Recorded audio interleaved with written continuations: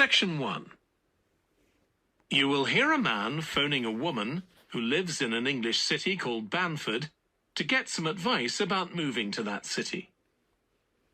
First, you have some time to look at questions 1 to 5.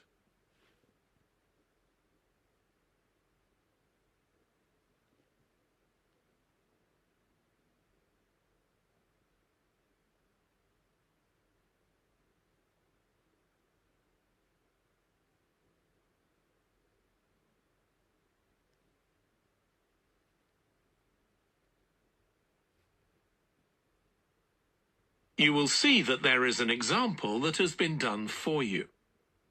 On this occasion only, the conversation relating to this will be played first. Hello, Linda speaking. Oh, hi, Linda. This is Matt Brooks. Alex White gave me your number. He said you'd be able to give me some advice about moving to Banford. Yes, Alex did mention you. How can I help? Well, first of all, which area to live in? Well, I live in Dalton, which is a really nice suburb. Not too expensive, and there's a nice park. Linda recommends a suburb called Dalton, so Dalton has been written in the space. Now we shall begin. You should answer the questions as you listen, because you will not hear the recording a second time. Listen carefully and answer questions 1 to 5. Hello, Linda speaking. Oh, hi, Linda. This is Matt Brooks. Alex White gave me your number. He said you'd be able to give me some advice about moving to Banford. Yes, Alex did mention you. How can I help? Well, first of all, which area to live in? Well, I live in Dalton, which is a really nice suburb. Not too expensive, and there's a nice park. Sounds good. Do you know how much it would be to rent a 2-bedroom flat there? Yeah, you should be able to get something reasonable for £850 per month. That's what people typically pay. You certainly wouldn't want to pay more than £900. That doesn't include bills or anything. No, that sounds all right. I'll definitely have a look there. Are the transport links easy from where you live? Well, I'm very lucky. I work in the city centre, so I don't have to use public transport. I go by bike. Oh, I wish I could do that. Is it safe to cycle around the city? Yes, it's fine. And it keeps me fit. Anyway, driving to work in the city centre would be a nightmare because there's hardly any parking. And the traffic during the rush hour can be bad. I'd be working from home, but I'd have to go to London 1 or 2 days a week. Oh, that's perfect.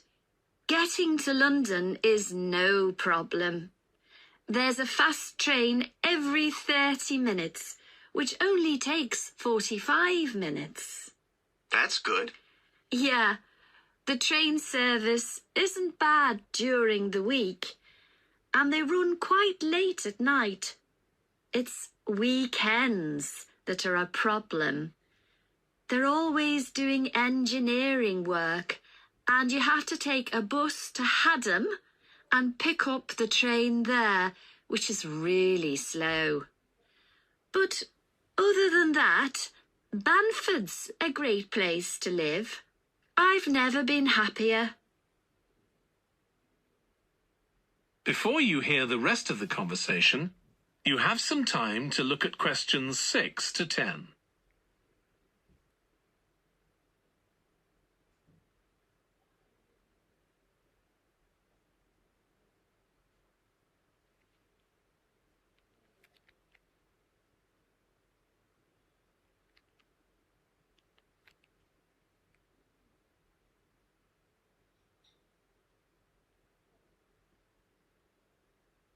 Now listen and answer questions 6 to 10.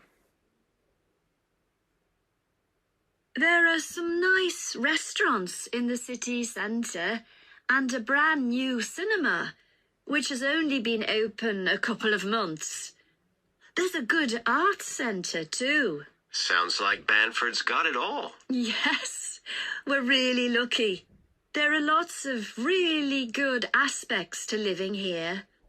The schools are good, and the hospital here is one of the best in the country. Everyone I know who's been there's had a positive experience. Oh, I can give you the name of my dentist too, in Bridge Street, if you're interested. I've been going to him for years, and I've never had any problems.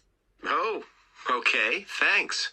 I'll find his number and send it to you. Thanks. That would be really helpful. Are you planning to visit Banford soon?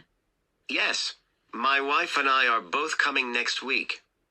We want to make some appointments with estate agents.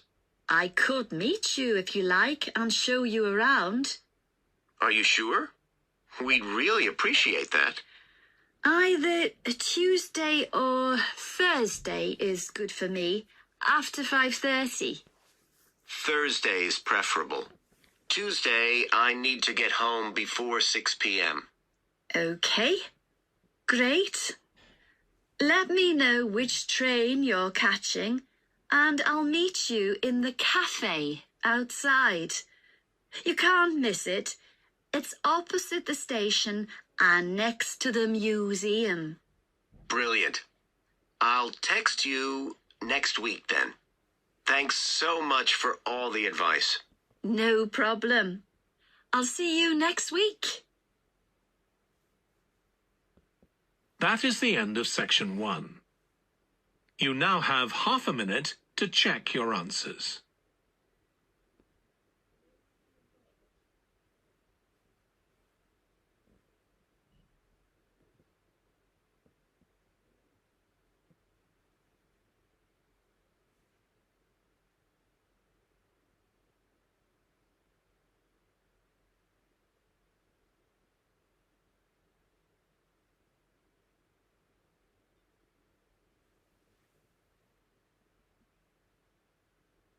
Now turn to section 2.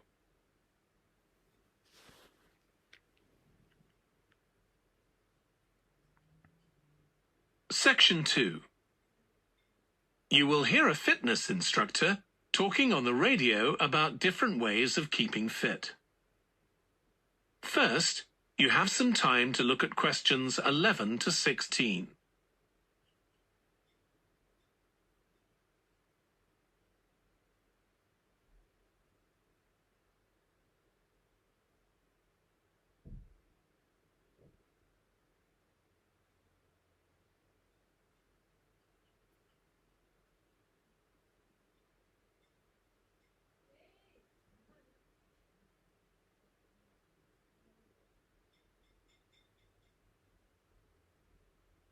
Now listen carefully and answer questions 11 to 16. So, if you're one of those people who hasn't found the perfect physical activity yet, here are some things to think about which might help you make the right decision for you. The first question to ask yourself is whether you would enjoy training in a gym. Many people are put off by the idea of having to fit a visit to the gym into their busy day. You often have to go very early or late, as some gyms can get very crowded. But with regular training, you'll see a big difference in a relatively short space of time. Running has become incredibly popular in recent years. That's probably got a lot to do with the fact that it's a very accessible form of exercise. Anyone can run, even if you can only run a few meters to begin with. But make sure you get the right shoes. It's worth investing in a high-quality pair, and they don't come cheap. Another great thing about running is that you can do it at any time of day or night. The only thing that may stop you is snow and ice. Swimming is another really good way to build fitness. What attracts many people is that you can swim in an indoor pool at any time of year. On the other hand, it can be quite boring or solitary. It's hard to chat to people while you're swimming lengths. Cycling has become almost as popular as running in recent years. That's probably because, as well as improving their fitness, many people say being out in the fresh air in a park or in the countryside can be fun, provided the conditions are right, of course. Only fanatics go out in the wind and rain. Yoga is a good choice for those of you looking for exercise which focuses on developing both a healthy mind and body. It's a good way of building strength, and with the right instructor, there's less chance of hurting yourself than with other more active sports. But don't expect to find it easy. It can be surprisingly challenging, especially for people who aren't very flexible. Getting a personal trainer is a good way to start your fitness program. Obviously, there can be significant costs involved, but if you've got someone there to encourage you and help you achieve your goals, you're less likely to give up. Make sure you get someone with a recognized qualification, though, or you could do yourself permanent damage. Before you hear the rest of the radio program, you have some time to look at questions 17 to 20.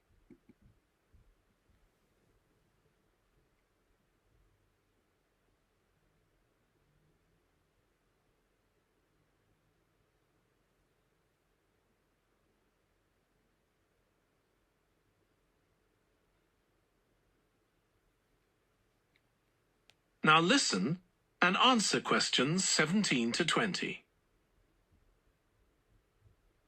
Whatever you do, don't join a gym unless you're sure you'll make good use of it. So many people waste lots of money by signing up for membership and then hardly ever go. What happens to their good intentions?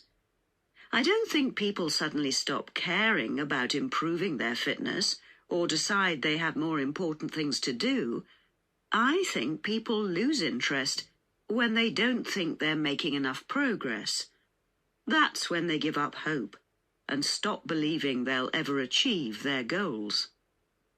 Also, what people sometimes don't realize when they start is that it takes a lot of determination and hard work to keep training week after week, and lots of people don't have that kind of commitment. One thing you can do to help yourself is to set manageable goals. Be realistic and don't push yourself too far. Some people advise writing goals down, but I think it's better to have a flexible approach. Give yourself a really nice treat every time you reach one of your goals. And don't get too upset if you experience setbacks. It's a journey. There are bound to be difficulties along the way. That is the end of section 2. You now have half a minute to check your answers.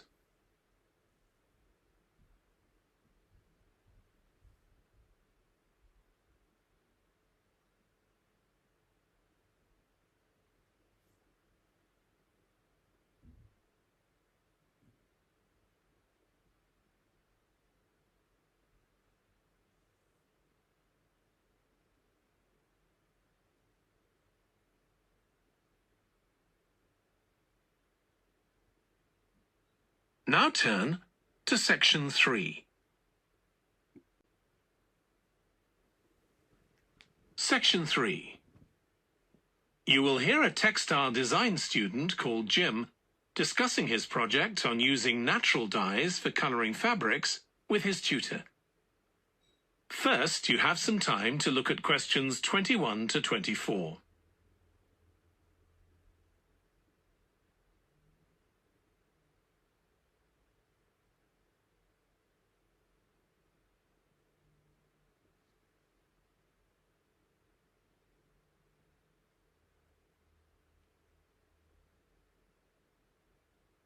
Now listen carefully and answer questions 21 to 24. OK, Jim, you wanted to see me about your textile design project. That's right. I've been looking at how a range of natural dyes can be used to colour fabrics like cotton and wool. Why did you choose that topic? Well, I got a lot of useful ideas from the museum, you know, at that exhibition of textiles. But I've always been interested in anything to do with colour. Years ago, I went to a carpet shop with my parents when we were on holiday in Turkey, and I remember all the amazing colours. They might not all have been natural dyes. Maybe not, but for the project, I decided to follow it up. And I found a great book about a botanic garden in California that specialises in plants used for dyes. OK, so in your project, you had to include a practical investigation. Yeah.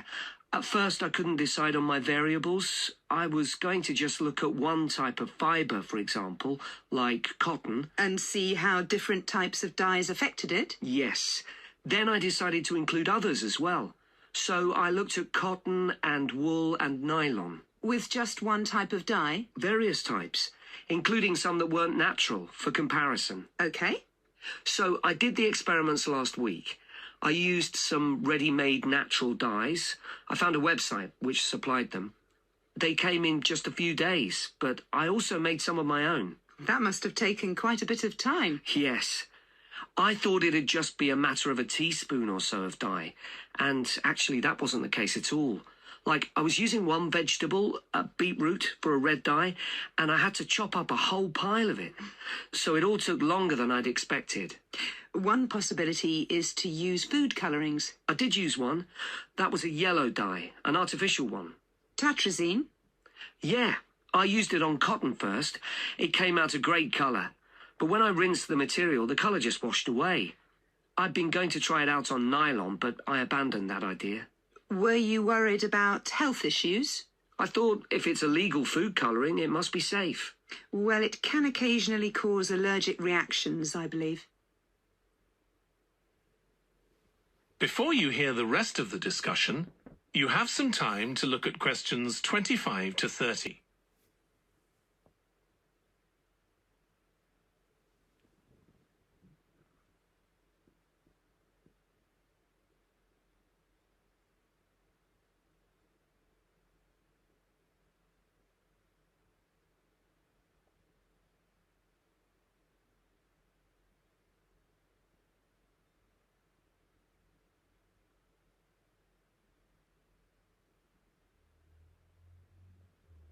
Now listen and answer questions 25 to 30. So what natural dyes did you look at? Well, one was turmeric. The colour's great. It's a really strong yellow. It's generally used in dishes like curry. It's meant to be quite good for your health when eaten, but you might find it's not permanent when it's used as a dye. A few washes and it's gone. Right. I used beetroot as a dye for wool. When I chop up beetroot to eat, I always end up with bright red hands. But the wool ended up just a sort of watery cream shade. Disappointing. There's a natural dye called Tyrian purple. Have you heard of that? Yes. It comes from a shellfish, and it was worn in ancient times, but only by important people, as it was so rare. I didn't use it. It fell out of use centuries ago, though one researcher managed to get hold of some recently. But that shade of purple can be produced by chemical dyes nowadays. Did you use any black dyes? Logwood. That was quite complicated. I had to prepare the fabric so the dye would take. I hope you were careful to wear gloves. Yes, I know the danger with that dye. Good, it can be extremely dangerous if it's ingested. Now, presumably you had a look at an insect-based dye, like cochineal, for example. Yes, I didn't actually make that. I didn't have time to start crushing up insects to get the red colour, and anyway, they're not available here. But I managed to get the dye quite easily from a website, but it cost a fortune. I can see why it's generally just used in cooking and in small quantities. Yes, it's very effective, but that's precisely why it's not used as a dye. I also read about using metal oxide. Apparently you can allow iron to rust while it's in contact with the fabric, and that colours it. Yes, that works well for dyeing cotton. But you have to be careful as the metal can actually affect the fabric, and so you can't expect to get a lot of wear out of fabrics treated in this way. And the colours are quite subtle. Not everyone likes them. Anyway, it looks as if you've done a lot of work. That is the end of section 3. You now have half a minute to check your answers.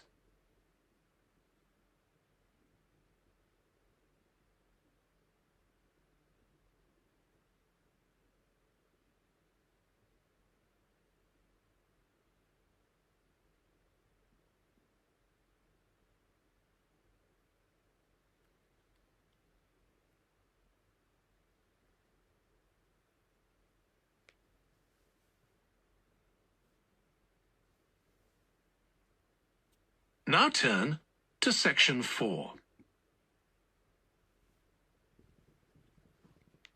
Section 4. You will hear part of a biology lecture about an animal called the sleepy lizard that is common in parts of Australia. First, you have some time to look at questions 31 to 40.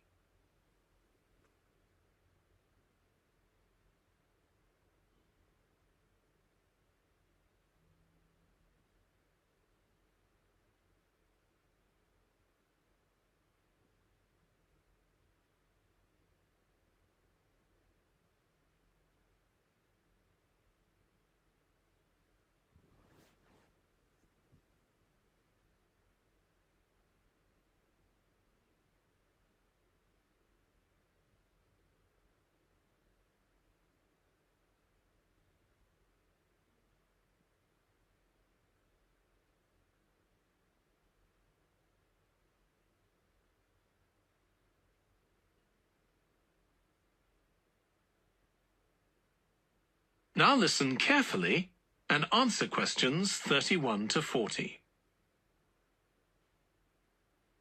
Last week we started looking at reptiles, including crocodiles and snakes.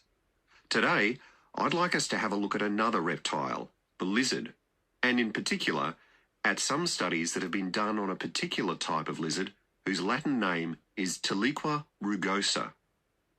This is commonly known as the sleepy lizard, because it's quite slow in its movements and spends quite a lot of its time dozing under rocks or lying in the sun.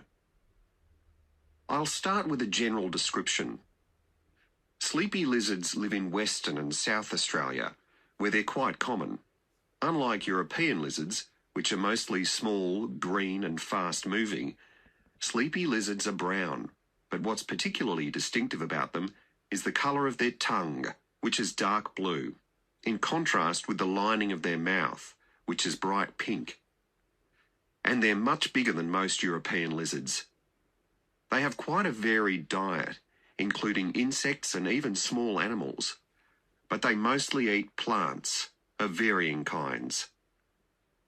Even though they're quite large and powerful, with strong jaws that can crush beetles and snail shells, they still have quite a few predators.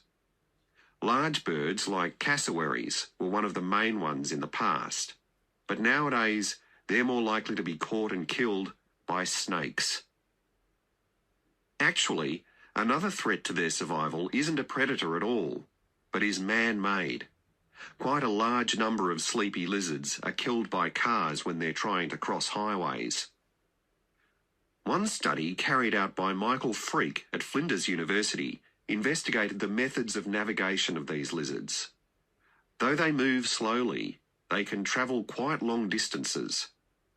And he found that even if they were taken some distance away from their home territory, they could usually find their way back home as long as they could see the sky. They didn't need any other landmarks on the ground.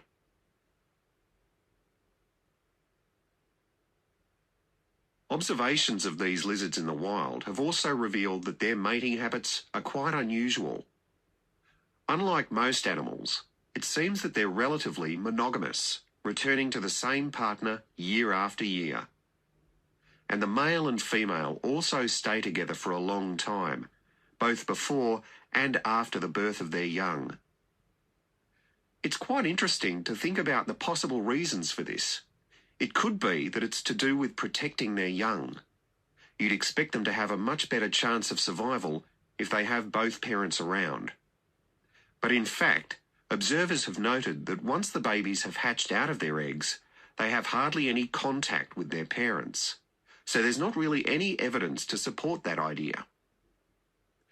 Another suggestion's based on the observation that male lizards in monogamous relationships tend to be bigger and stronger than other males. So maybe the male lizards stay around so they can give the female lizards protection from other males. But again, we're not really sure.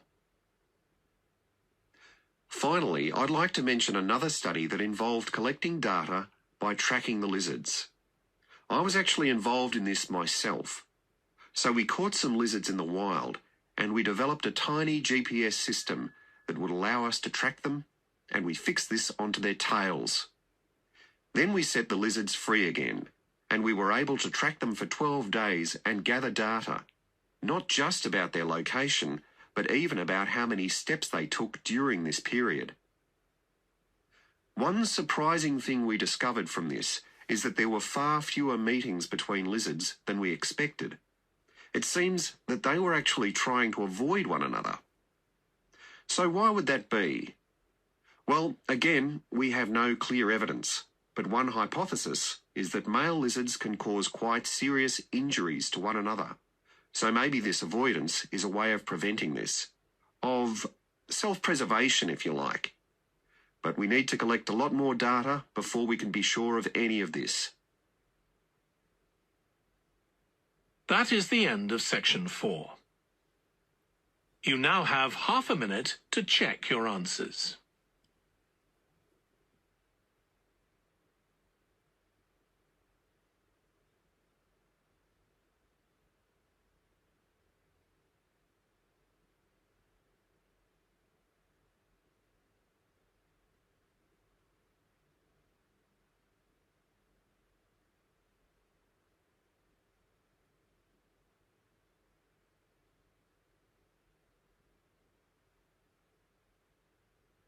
That is the end of the listening test. In the IELTS test, you would now have 10 minutes to transfer your answers to the answer sheet.